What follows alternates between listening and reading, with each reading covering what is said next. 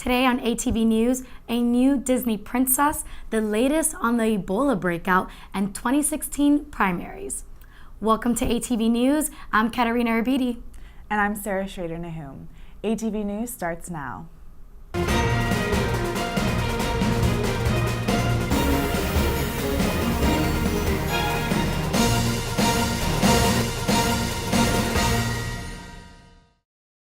Former New England Patriots tight end Aaron Hernandez is still on trial for the murder of semi-pro football player Lloyd Oden. Home surveillance cameras show Hernandez carrying a gun after the killing. Hernandez has pleaded not guilty to first-degree murder and tampering of evidence, but it's up to the investigators to prove this evidence.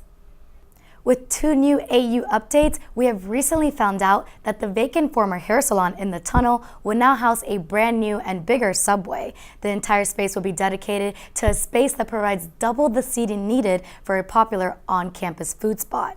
The long lines will no longer be an issue. The new location will be a great addition to campus life. AU Public Safety has recently also released information that documents a total of 14 stalking incidents since Welcome Week. Daniel Rappaport, AU Sexual Assault Prevention Coordinator, recently told the Eagle, stalking is, quote, absolutely an issue here, like it would be anywhere else. The biggest obstacle is just knowing what constitutes stalking and how to get resources. Now we go to Bree with the latest in entertainment world. Hi, welcome to ATV Entertainment News. I'm Kristen. And I'm Brianne. Halftime Super Bowl performer Katy Perry announced Friday that rapper and Grammy Award winner Missy Elliott will perform with the pop singer this Sunday. Elliott was featured on a remix of Perry's song last Friday night 4 years ago. Lenny Kravitz, Usher, and Slash are other surprise guests scheduled to perform. Justin Biebs appeared on The Ellen Show, humbled and admitting to his less than admirable behavior on Wednesday. After the show, he immediately went on social media and posted an emotional video to his believers, simply saying, "I'm sorry." Olympic gold medalist Bruce Jenner docuseries reality show under works. Speculations that he's undergoing a transformation into a woman have started to heat up. Bruce says it is a personal journey of his life, his sons, and of course, away from Chris. The docuseries is scheduled to air this summer.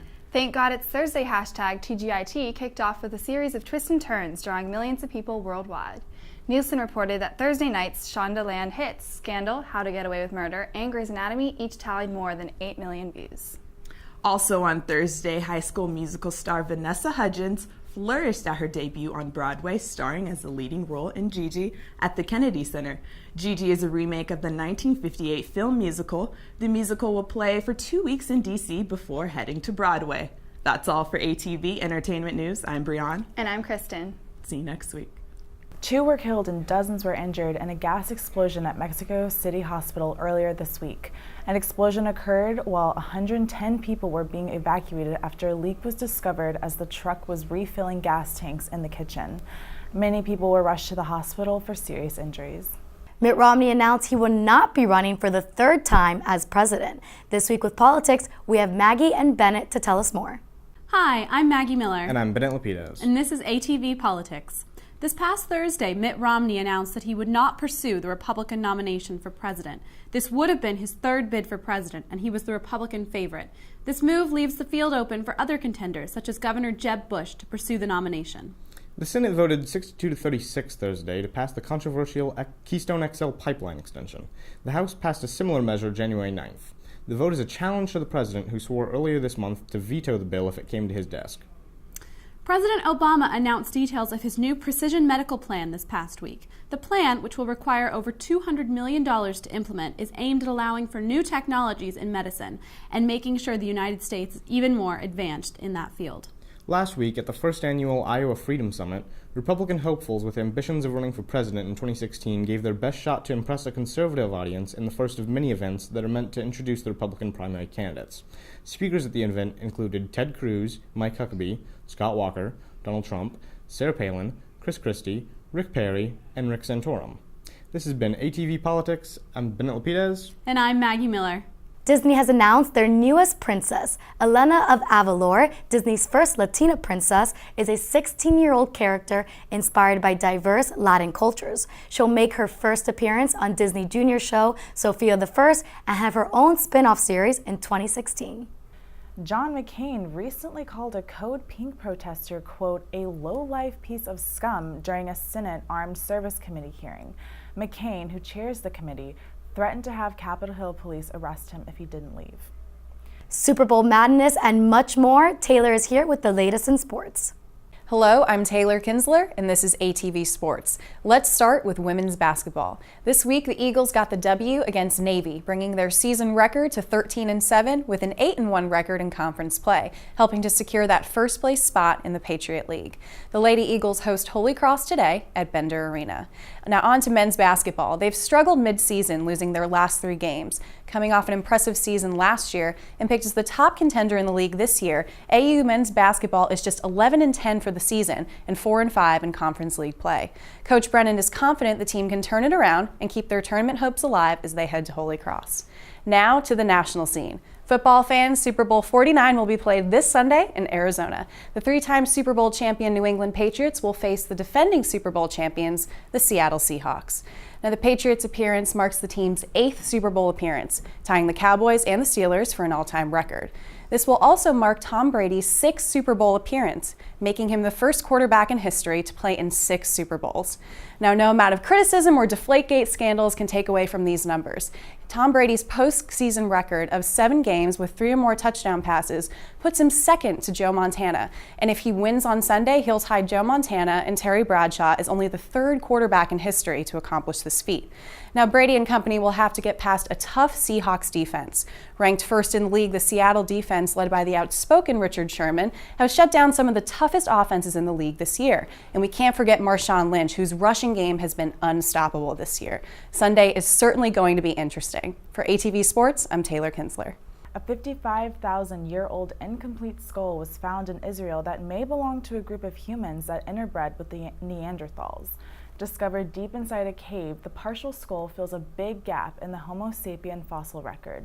Scientists suggest that these 2 species interbred somewhere in the Middle East between 50 and 60,000 years ago. Now for finance, we turn it over to Max. Good afternoon. My name is Max Knauer, and this is your ATV Finance Report. On Friday, newly elected Greek Finance Minister Yanis Varoufakis said that Greece would not seek an extension on its bailout, nor cooperate with the committee of creditors financing it. Varoufakis said the bailout was causing a, quote, self-perpetuating crisis of deflation and unstable debt, and that he would not accept it. Burger chain Shake Shack held its initial public offering on Friday. Shares started at $21 each, but rose above $45 by the end of the day, giving the company a valuation of over $1.6 billion.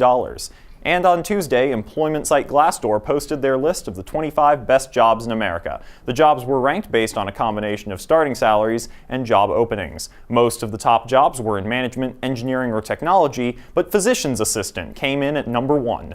All indexes were down this week, the Dow Jones by 2.8%, the S&P 500 by 2.7%, and the NASDAQ by 2.5%. This has been Max Knauer with your ATV Finance Report. Thanks, Max. The Senate passed a bipartisan bill last Thursday to clear construction of the Keystone XL pipeline, a controversial project that will transport oil through the United States. The vote was 62-39, a win for the newly Republican-controlled Senate. However, the president says he promises to veto it, and the decision should remain within the executive branch. There has been an outbreak of measles with clear links of the disease starting in California's Disneyland. The virus has infected 94 people in 8 different states, and the cause is believed to have come from a foreigner traveling to Disney. The CDC is unsure of how this outbreak started, and they expect more cases to occur since it's a highly contagious disease. We now turn to Bailey and Sarah with World News. Welcome to ATV World News. I'm Bailey Edelstein. And I'm Sarah Kravitz. This past week, moviegoers filed into Baghdad's Mansour Mall to watch American Sniper, and their reaction stunned many. When the character of U.S. Navy SEAL sniper Chris Kyle radios for permission to shoot a potential threat, moviegoers yelled, "He has an IED. Don't wait for permission," according to audience member Gaith Mohammed. Soon thereafter, the film was pulled from the theater. A 200-year-old mummified monk was discovered Tuesday in a meditating position in Mongolia's capital. The ash-colored man sitting in a lotus position was found in a district of the Mongolian capital, Ulaanbaatar. The monk's remains were relocated to the Center of Forensic Expertise for further research and study. On Friday, the African Union announced it will assist in creating a West African task force of around 7,500 troops to fight Boko Haram militants. Over 6 years, Boko Haram has seized control of northeast Nigeria, killing thousands. According to African Union Commission Chair Nkosazana Dlamini Zuma, they will organize military operations to prevent the expansion of Boko Haram and other terrorist group activities and eliminate their presence. Late Friday, Japan's deputy foreign minister said the hostage crisis involving the exchange of female al-Qaeda prisoner Sajida al-Rashawi for ISIS-held Jordanian Air Force pilot Muaz al-Qasesbeh and Japanese journalist Kenji Goto has reached a state of deadlock. Their deadline was not met when Jordan refused to release the female militant without proof of their pilot's well-being. This has been ATV World News. I'm Bailey Edelstein. And I'm Sarah Kravitz. According to the World Health Organization, Ebola cases have declined drastically.